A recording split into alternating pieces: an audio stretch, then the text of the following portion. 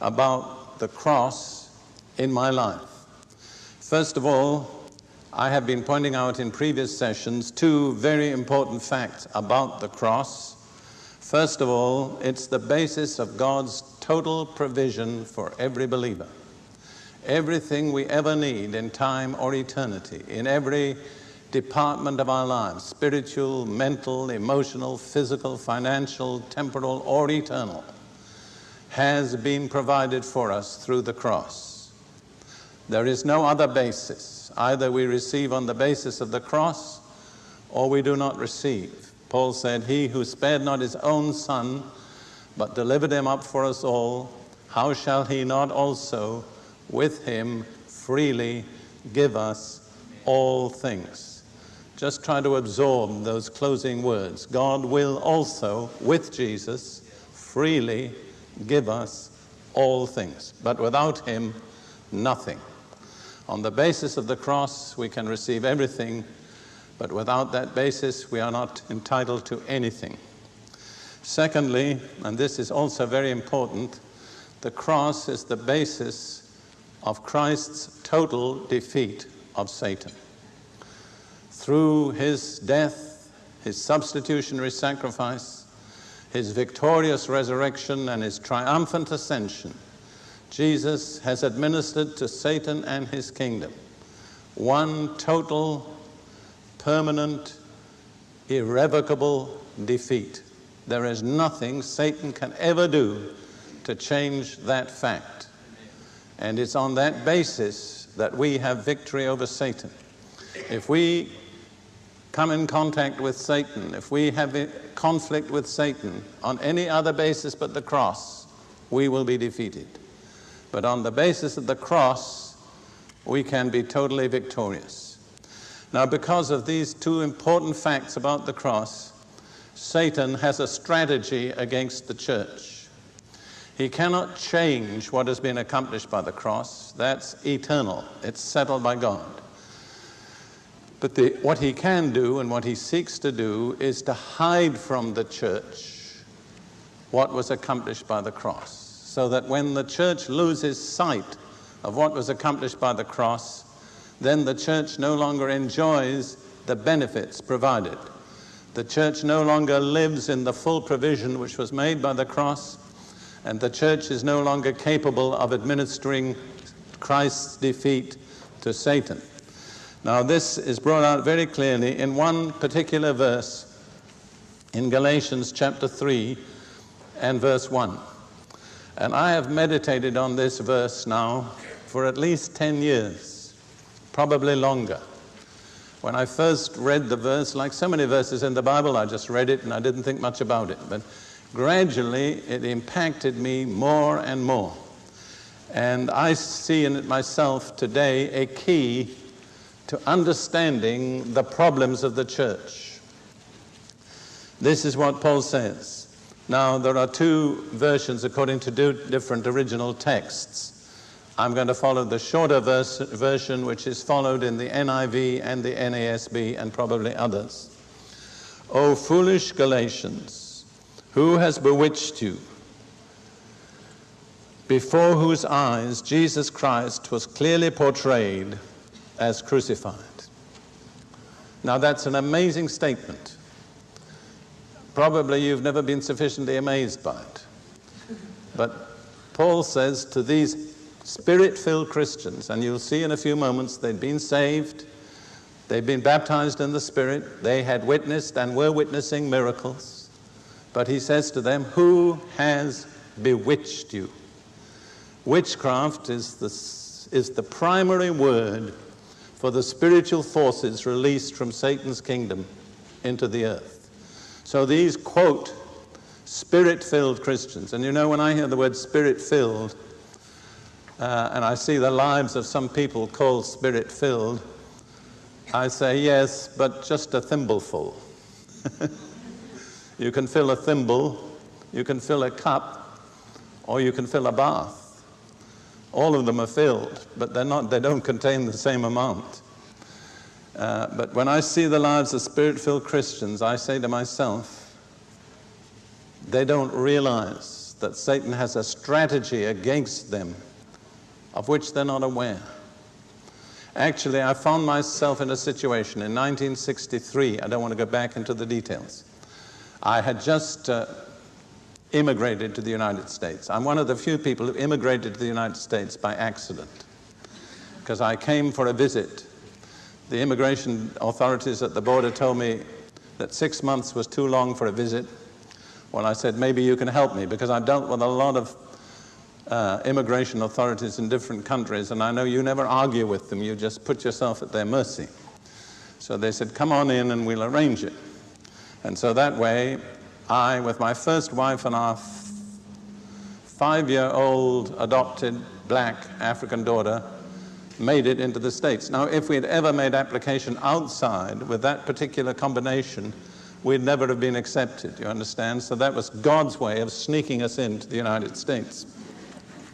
Anyhow, I found myself a little while later pastoring a Pentecostal church in Seattle, Washington. And I cannot go into the problems of that church, but let me just briefly state what had happened, just to give you some kind of idea of what can happen to spirit-filled people. The wife of the pastor fell in love with one of the board members. And as a result, the pastor's wife divorced the pastor, the board member divorced his wife, and the pastor's wife and the board member married and carried on pastoring the church. All this was publicly known. There was no secret about it. Well, you'd say that couldn't happen in a Pentecostal church. It could, and it did. And when I talked with the people, they said to me, there's something about that woman. When she looks at you, your blood runs cold and you just don't know what to say. And she had actually gained total control over that congregation. And my first wife and I, Lydia and I, really, we'd never been in a situation like that. And I began to seek God. I didn't know what to do about it, because by that time she had moved out, but the congregation was still under her domination. And I read this verse, "Foolish Galatians, who has bewitched you?" And I said, that's it.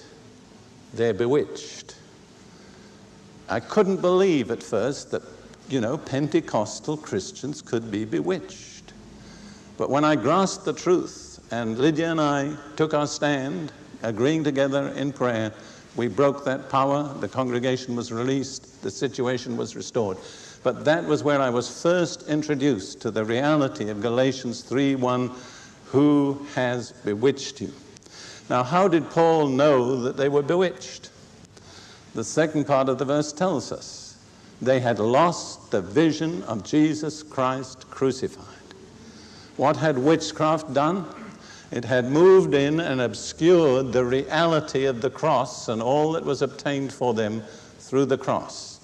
What was the result of losing the vision of Jesus Christ crucified?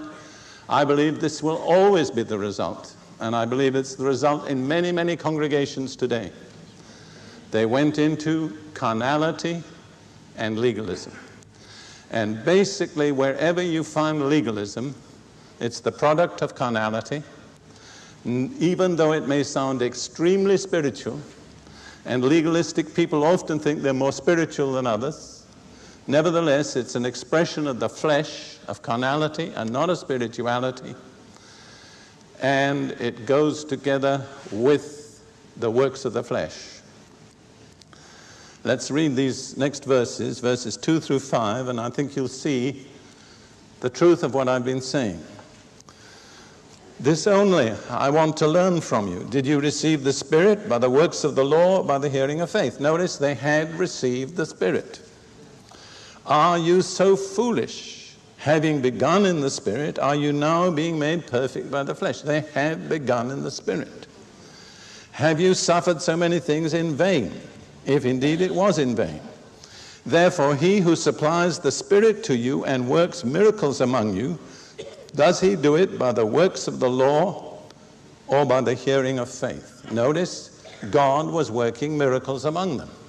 They were saved, baptized in the Spirit, and they had miracles taking place. And yet, they were bewitched.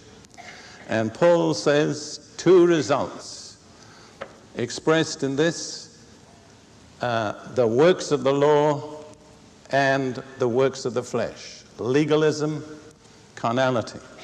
Now, legalism is one of those words that Christians tend to use to criticize other Christians. So I'm going to offer you a definition so that it's not vague. As I understand legalism, it's the attempt to achieve righteousness with God by observing any set of rules whatever. Whether it's the law of Moses, or Pentecostal law, or Baptist law, or Catholic law, it makes no difference. Anyone who is seeking to achieve righteousness with God by observing a law or a set of rules is in legalism. An alternative definition is this. Legalism is adding anything whatever to the requirements which God has laid down for achieving righteousness with Him. And God has said all that is needed is to believe in Him who delivered Jesus to death for our offenses and raised Him again for our justification.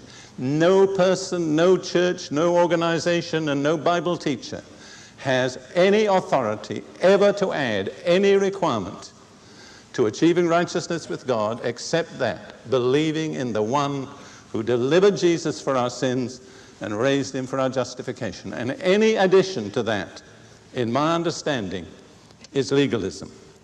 So here were people who had begun in the Spirit, who had seen miracles, but who had been tricked by Satan, because Satan had obscured the reality of what took place on the cross, and they'd gone back into fleshly attempts to please God by keeping rules.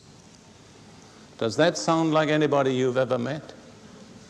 Does that sound like any churches you've ever been in?